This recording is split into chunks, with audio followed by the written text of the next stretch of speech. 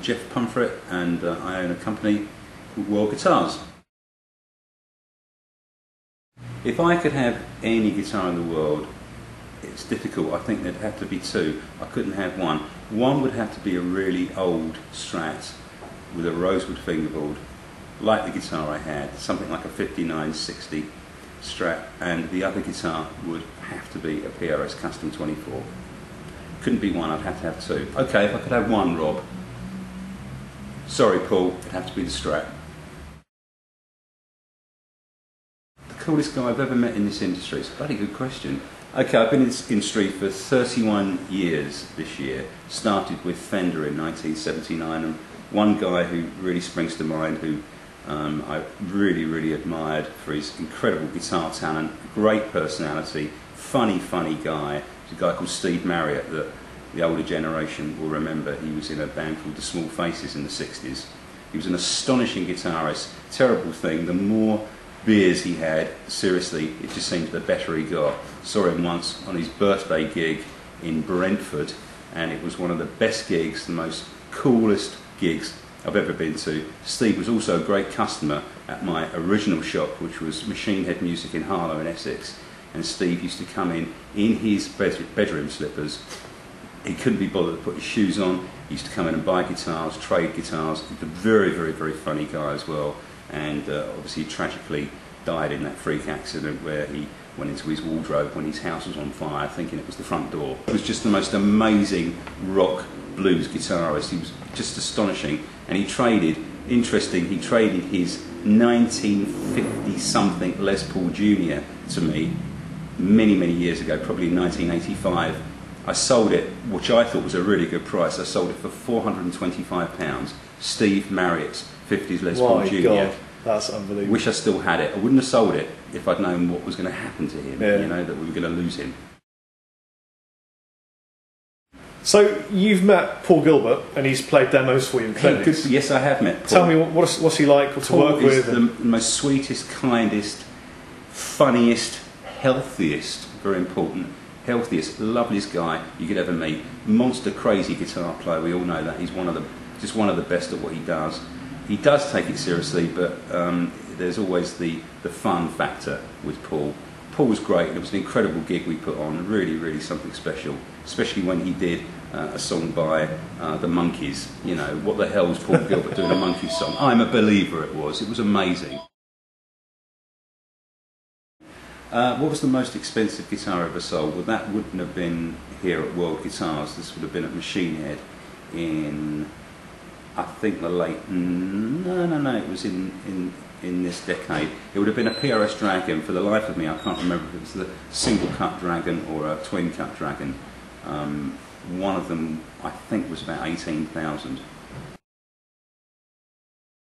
I first met Paul in 1988 when he came to visit me at Machine Head Music in Hitchin, and he's a great guy, great personality, really knows his stuff. Seriously admire him, and what's he like as a guy? He's just a really genuine chap, and he lives and breathes guitars. He's not some suit from a big corporate company like the company in America that sell the most famous single cut guitar in the world. He's not a suit, he's a guitar enthusiast. He lives and breathes it.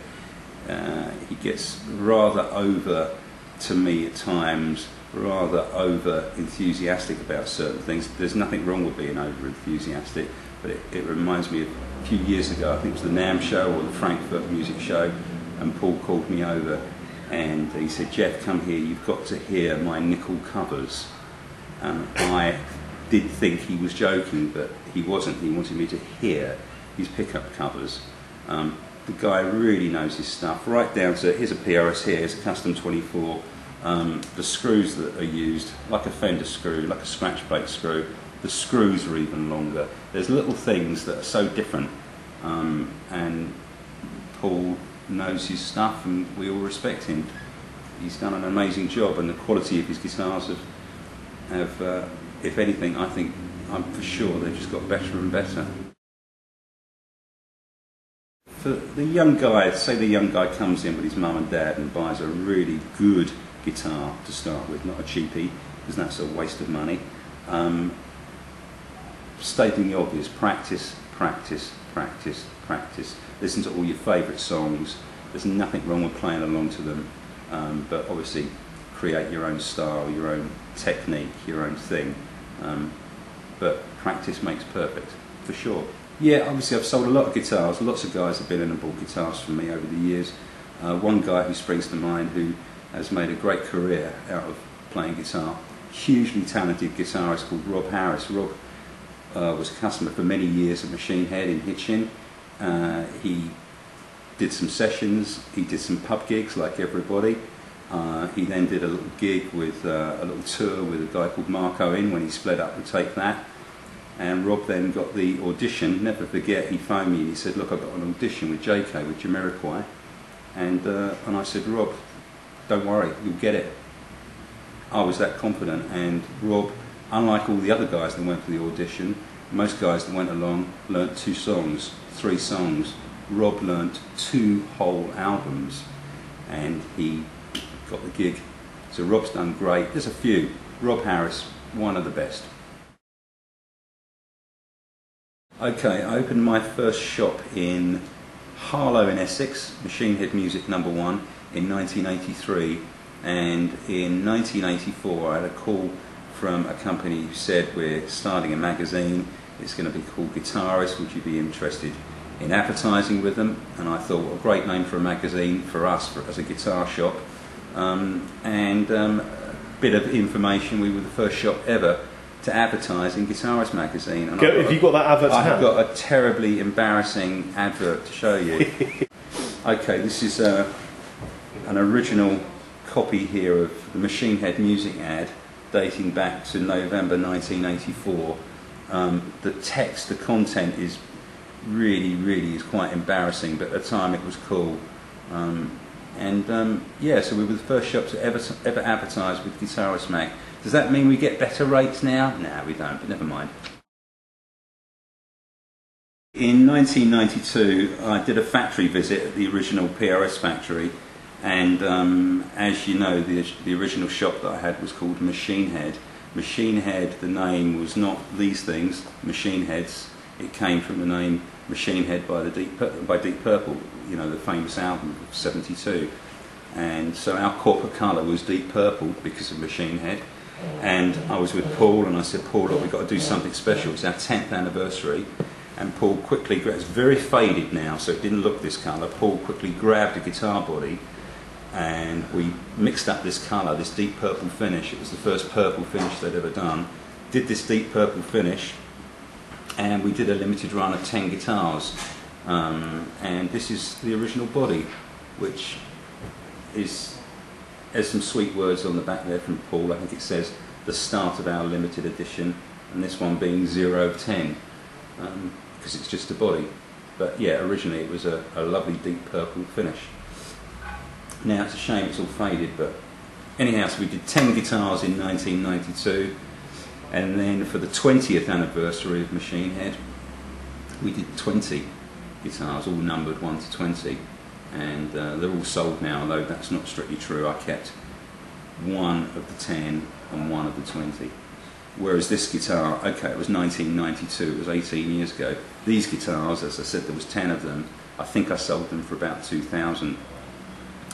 In 2002, the 20th anniversary, they sold for about £2,500.